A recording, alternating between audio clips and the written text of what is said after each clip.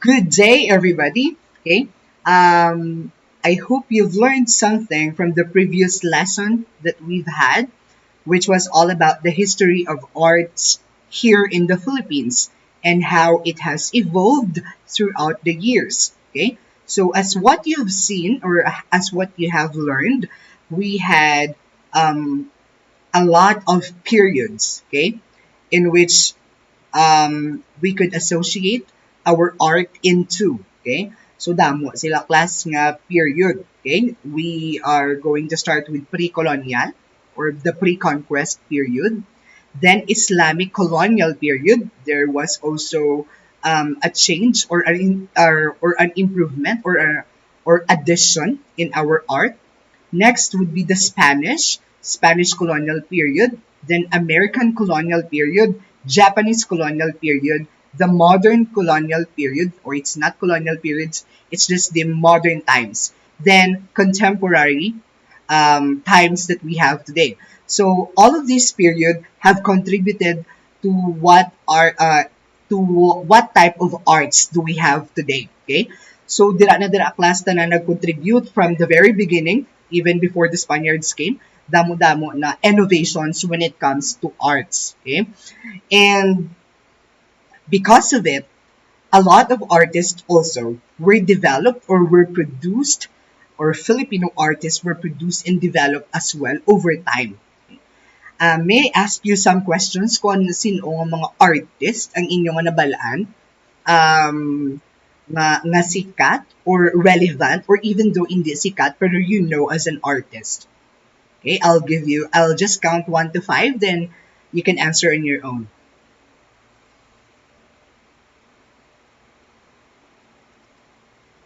Very good. I hope you have enumerated some artist in your mind there or on your own. Okay. Now, we're not going to go back to the history of art because that was already discussed on lesson 1. Now we are going to proceed to another lesson that will further set your interest in arts and will further inspire you to engage in arts. Okay.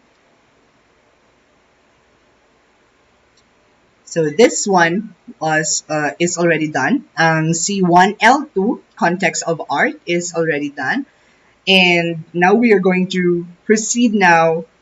No, C1L1 the history of Philippine arts is already done, and I want to inform everybody that all activities on this lesson, okay, are already closed. Okay, it's closed already. You cannot access it anymore. Kung wala ka kapasa, then I'm sorry.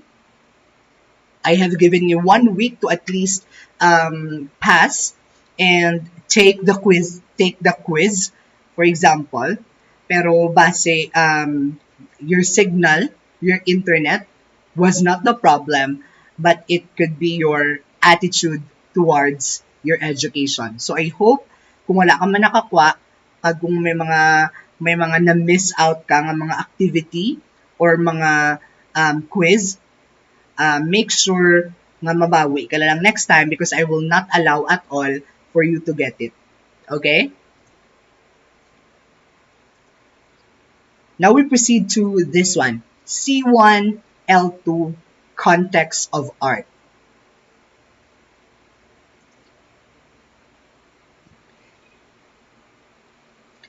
In the previous lesson, you have learned the variations of art forms that emerged in every period of Philippine history. This time, you will be introduced to the varied context or conditions that affect the way art is produced, received, and exchanged for us to have a better grasp or a better understanding of what really an art, okay, or what art is when it comes to our own interpretation or our own personal view, okay, and what complexity and diversity could it offer. Magamba kita complexity class ang kabudlay yon bala sang art ayan ang kabudlay sa iya sang gin-produce siya or gin-create siya as an artwork or complexity man in a way nga mabudlay siya intindihon because maybe the artist could only know the message and the audience could not even interpret it. The audience could have varied interpretation of it pero they could all be wrong because the artist amo lang siya nakabalo sang message nga na. So that is amo na ang complexity in art. We cannot really determine what it is, okay? Because as what I said, okay, art is an expression, right? So whether it's an expression by the artist or your own in expression as viewer or an audience of art. And next is diversity. What do I mean when I talk about diversity in art? There is diversity in art class. Ano ba yung diversity? As what you have learned in the previous discussions that you had with all your other subjects. Diversity could actually mean the differences. Okay? It could actually mean the pagkakaiba-iba bala class of things. Okay? So that is diversity. So in art, art also offers diverse perception or diverse context, diverse topics nga gina-discuss niya. Okay? Now we're going to proceed to, as what I've said, our lessons would actually have it will actually have four parts: the activate, the acquire, the apply, and the assess. Okay? As what I said, activate could just be recorded, but it could not be graded. Okay? Because this is just a warm-up activity. Acquire here is the main lesson. Kumbaga, here you're going to learn new concepts, new ideas, new knowledge. The third one would be the apply part, which could be recorded or be graded. So I will announce if it is going to be graded or just be recorded. Okay? Next, assess. Assess, as what I told you, will always be recorded. Now let's go to the activate because it is the first activity that you are going to do today. Did you get it? It is the first activity that you're going to do today. Activate. Okay, let's have a short warm-up first, as what it is being said here. Let's have a short warm-up first before we could actually go to the main lesson. Go online and search for the paintings of Nunilucio Alvarado. Okay, so you have to search Nunilucio Alvarado over the internet and try to study and try to get or copy the paintings na ginano niya. And then do not forget to cite the website that you have gotten your that you've gotten your painting. Okay? Choose one from his works. Pila ka bilog ang i-choose? Only one. Not two, but only one. And paste it in a short size bond paper or paste it on a document. Okay? So wala ko gambay nga ipaprint yung gida para matawag siya nga bond paper. Just put it or paste it on a document. Dira sa inyo nga WPS or sa inyo nga Microsoft Word or whatever platform you are using there. Just make sure that you paste it there and follow the instruction. Below the image, okay, so sa dalom ko sang image, write your own 50-word interpretation of your chosen artwork. I will know if it's 50 words or not because this is a soft copy. Okay, and if it's a soft copy, I could just automatically base on the word itself or on the document itself if how many words are there or is it good for a 50-word interpretation or not. Okay, so I will still know. Make sure that the image is big enough and the source of the image is cited. Okay, so make sure that the image is big enough para maano sa class, para makitaan siya maayo or para mabalaan ko gid if itsakto or para mabalaan ko gid kung ano ang ginamin mo with your own interpretation based from the image or the painting. Now, what are you going to do? Okay? Remember that as what I've said during the introductory meeting naton, it is not going, I will not require you to speak or use really the the English language as our medium of instruction. However, I will promote English language as our what you call this, as our medium of instruction, kay para at least at some point matrain man kamo on how to speak it. However, it is not a requirement. Klasa, if you really cannot express yourself in English, you can express yourself in the most comfortable language that you can, okay? That you can use. Then, for example, you are going to express yourself in Hiligaynon. Okay, Hiligaynon, dayang imo yang nga isulat sa imo ni nga assignment.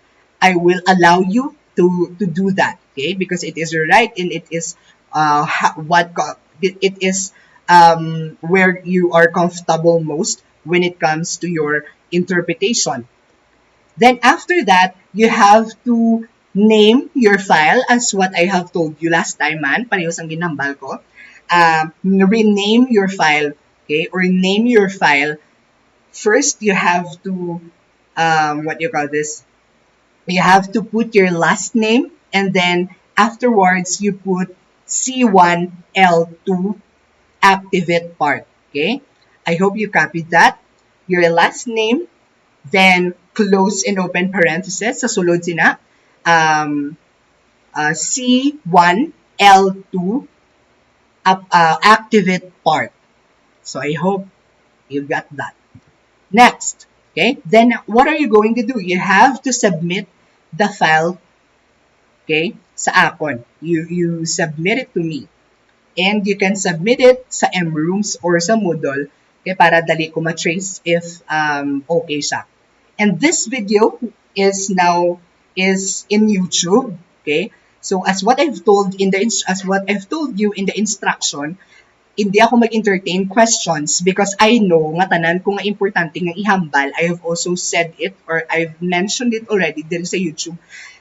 Hindi na ako mag-entertain sa mga questions that are obvious man nga nasabat na dire or na-state na dire because that is one way for you to really watch the video or to really watch the video that I worked hard for okay, para ma-send sa inyo, ma-upload sa YouTube.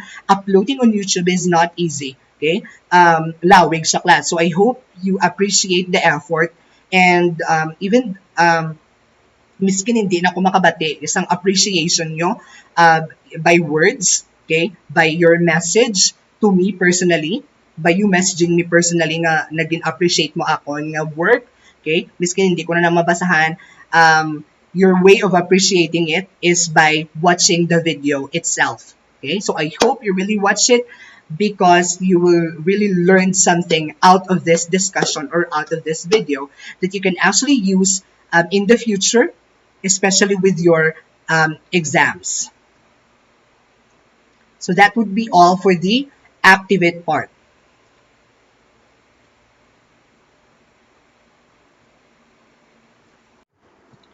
Now, we're going to continue with our discussion. And as what you can see, I have changed my clothes because that part of the video, nga nakaputi lang ako, was filmed kagabi. And this is another day na naman, okay? And so, amo na class ginamba ko sa inyo kung ano kabudlay ang amon ginobra subong para lang tani para sa inyo bala, okay? So, iban sa inyo wala pa nagalantaw sang video.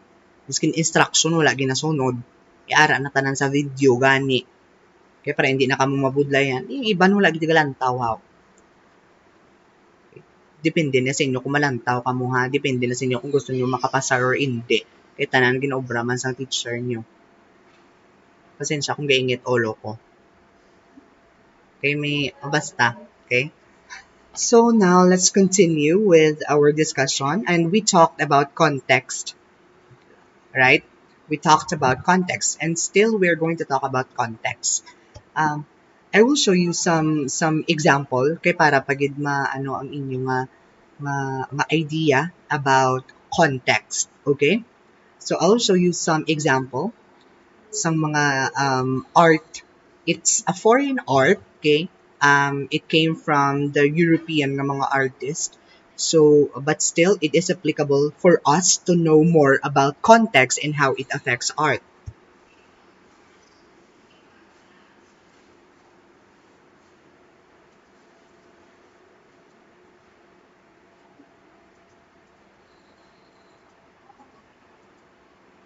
Um, just wait for a while we are um, while I want you to watch the video, the ano ba, the image, dali lang gid ha. Okay.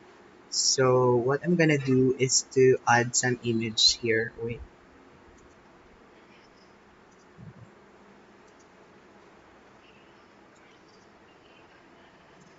I will be adding some image kay para at least makita ninyo kung anong ginamin ko.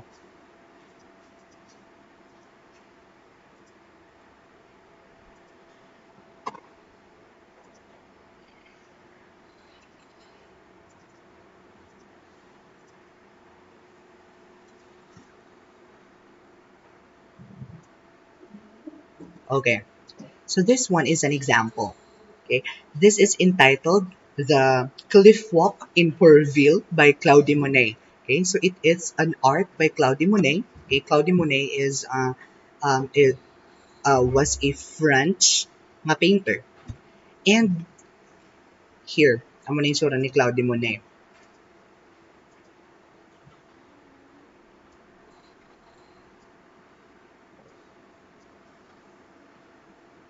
Okay, so here is Claudia Monet. Now, this artwork of Claudia Monet was considered before mga class, like in the context or in the views sa panulukan kuno sa iya nga mga iya kumbaga mga colleagues bala kay iya nga mga kasabayan nga mga artists. This um this painting is somehow mediocre or somehow nga daw inferior bala when it comes to when it kung i-compare mo siya with all the other artworks nga na produce during that time by Claude Monet. And ginahambal nila na ang the way kuno ang painting nga ining ginobra is just is not impressive. Okay? It's not actually kuno a painting, okay? Because this is a landscape painting. Pero this is just an impression bala ka class, okay? It means when it talks about impression, though it looks like the imitation or though like though what do you call this? Though not it does not have the quality of a painting in which you are going to work hard gida, okay, you consider the brush strokes and everything, okay, when in fact this one is not considered ano pa gid siya nga nami nga painting hambal sang iyang mga kaupod because ang painting ani is kung i-compare mo sa ilang mga painting nga nagsilikat before, though medyo hindi siya not that impressive. Okay?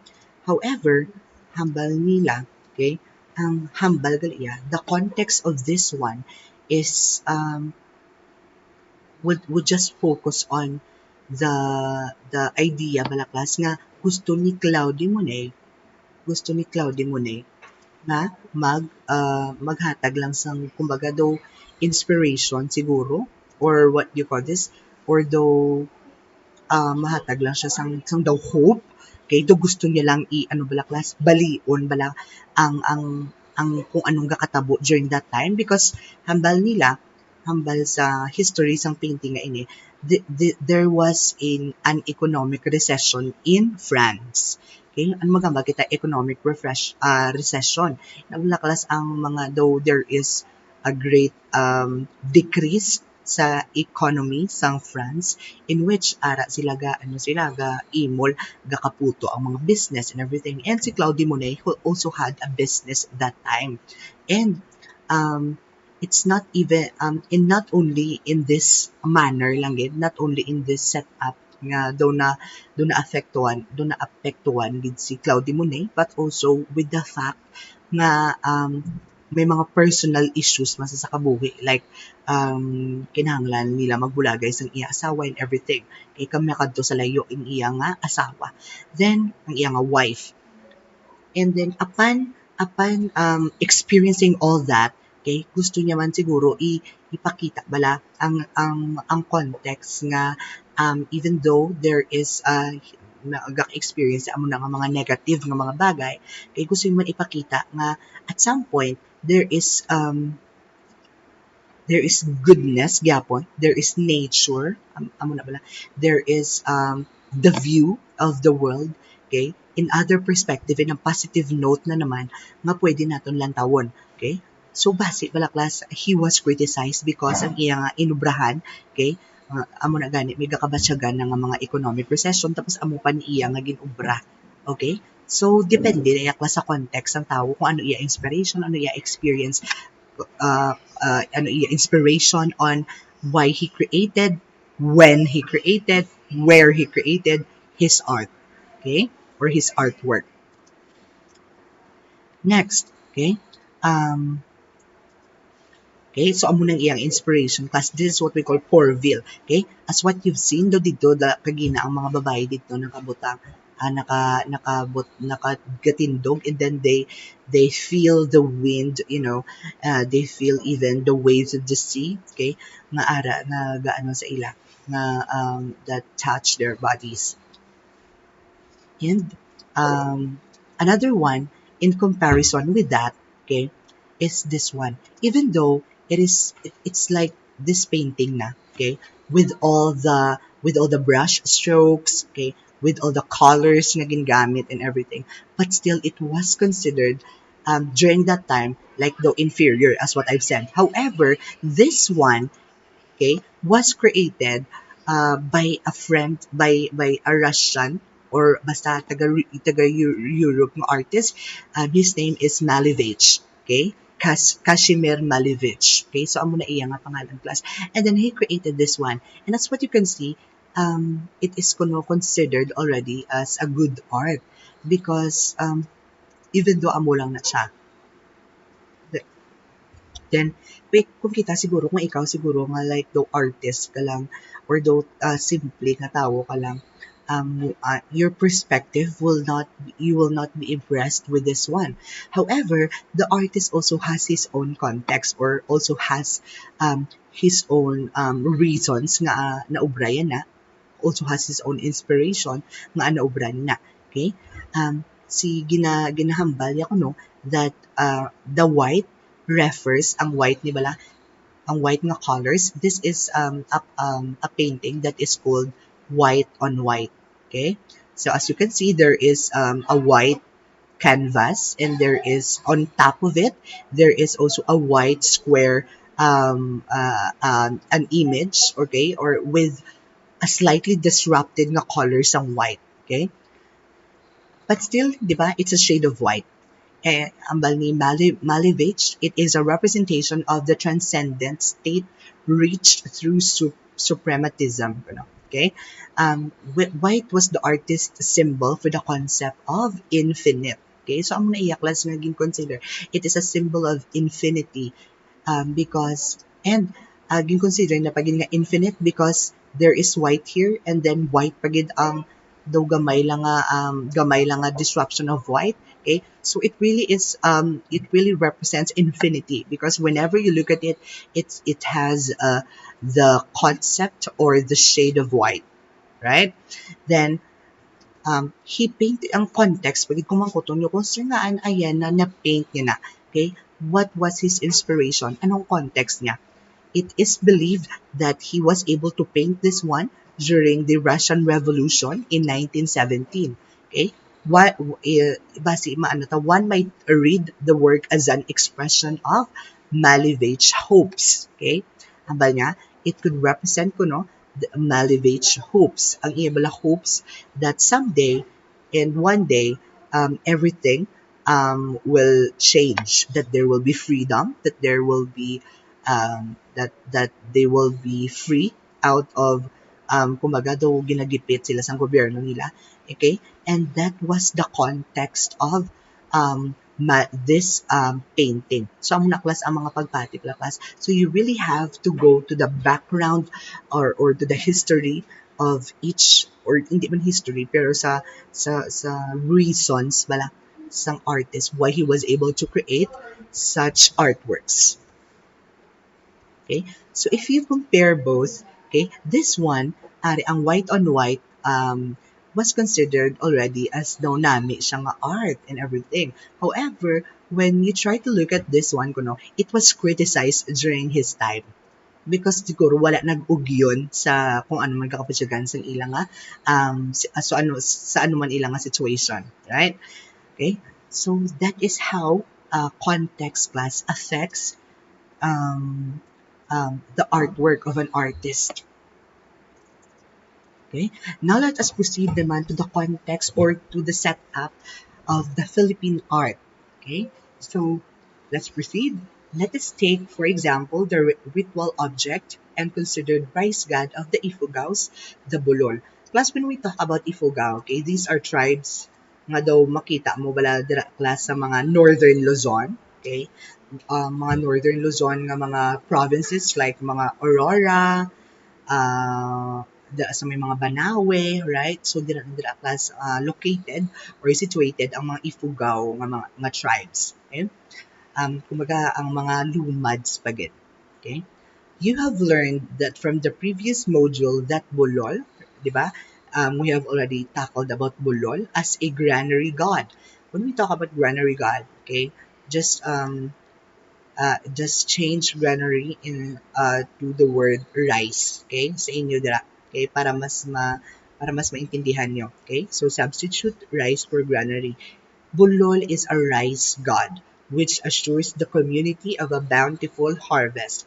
So during the dry season, the mumbaki or inang ginatawag tabala nga mga shaman bala class or mga spiritual leaders or ritual specialists would perform a ritual where the figure is drenched in pig's blood as a form of offering to the spirits. So amo na kuno class ang ginaobra sa mga mumbaki, okay, or sa mga Ifugao because they believe in bulol, right?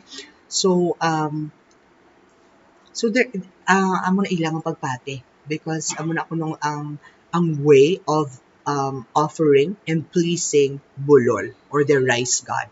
So gaan sila, ga-offer sila sang mga different ga-offer sila sang pig's blood, okay, kuno nga ginadrench nila, okay? And then not only amo na class ang mga not only um, not only ang tribe nga Ifugao ang gaobra sa mga offering and everything, we also have different types, different tribes that we could find in the Philippines, and also they perform rituals that would actually show their culture and their tradition. Okay, example na ang mga Lumad tribes. Ang mga magita Lumad tribes, they are 13 sila kabilog na class, okay? And you can search over the internet kung ano na ang mga 13 nga ethnic groups which are under Lumad, which considered Lumad.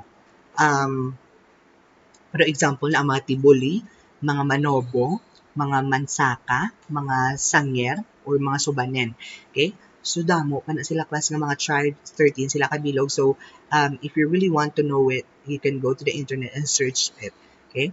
So, class, as what you can see, ang bulol class, atong hambal naton, it was originally reflected or carved sa jar, right? Sa jar.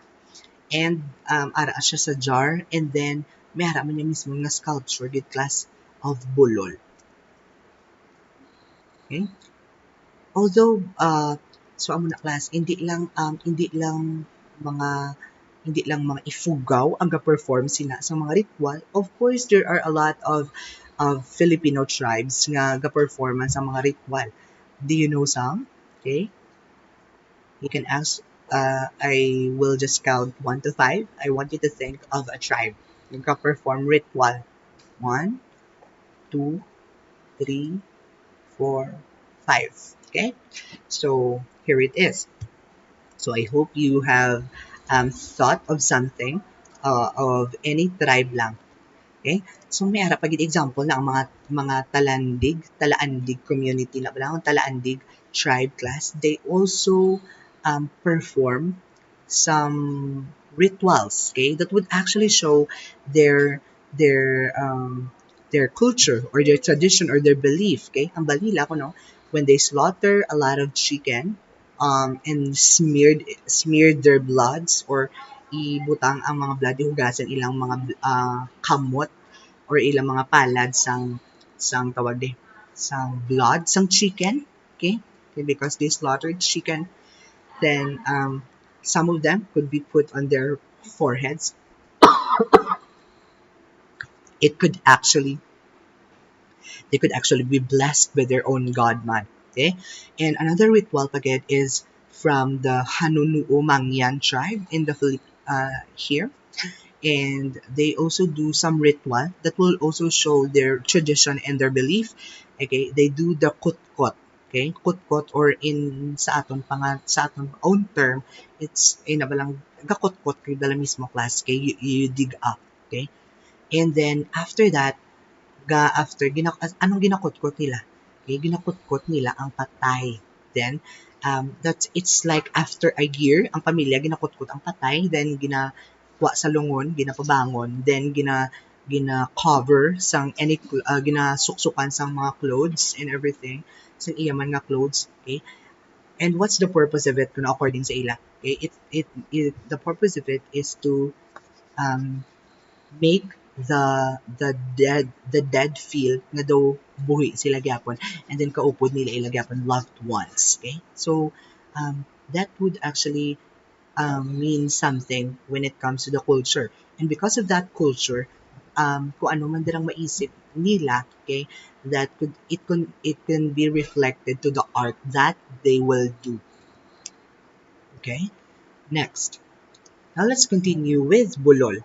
Although the bulol contains elements of sculpture, balikan tang bulol, it is not exactly regarded as such by its makers and by the people who continue to find value in its rich symbolic purpose.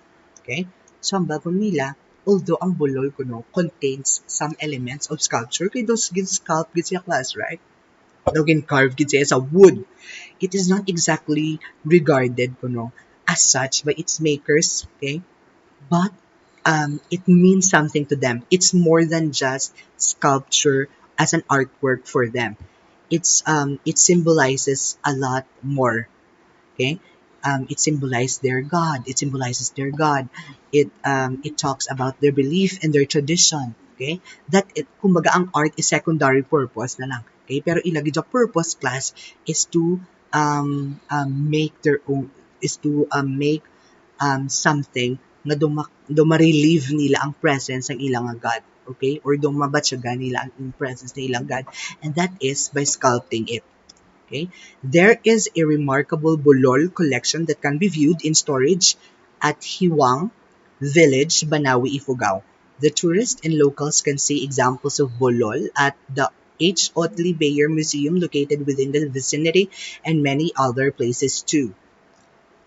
Now, you can simply say that regardless of the origin of bulol, it continues to be contemporary since it continually being valued and made by the people of the present. However, its contemporariness is situated in the domain of everyday life. Okay? So class, kayambal naton, di ba, istoryahan ta ang bulol as ang contemporary arts as the art of the now, hambal ta, which are mga art nga na-produced in today's times, okay, sa mga subong nga mga panahon. However, when an artist takes inspiration coming from the past na nga mga artworks, example ang bulol, di ba, kay dugi-dugi na niya, it was even pre-conquest pa or pre-colonial. And kung naging kuha nga inspiration na isang artist and to make a contemporary artwork, then bulol can be considered still as contemporary, as part of contemporary art, because its contemporariness can still be applicable even until today. Okay, so it still continues to be contemporary since wala siya gikalimtan. Okay, it's still in the lives of people, and it is being continually valued and made by the people of the present. Okay. Also note that an artist may use bulol, for example, as a subject matter of everyday artwork he will make. Okay, so amo na ako sa ginambal ko. Okay, ang artist may use bulol. He may utilize industrial materials and processes with traditional bulol imagery to form installations in museums and galleries. For example, maobra siya sa mga installation his own art, okay? And he will take inspiration sa mga bulol nga image, okay? So maobra sa iyang mga artwork, okay? Ma-carve man siya, ma-sculpt man sa mga artworks na ga-depict or inspired by bulol. So in that manner, ang ginubra niya, okay, and bulol itself is still contemporary. In this setup, the bulol crosses over from the everyday to the exhibition system, either as a collection in the gallery or museum context, or as a material or subject matter for contemporary art. Okay? So take a look at this one. It's a bulol wall in Bincab Museum in Banawi, Ifugao.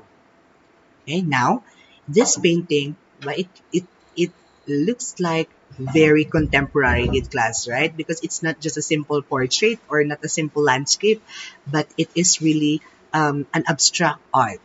However, it's still you can still visibly see the bulol image there. It's a painting by Ving Nguyen, by Jean Ving Nguyen. Okay.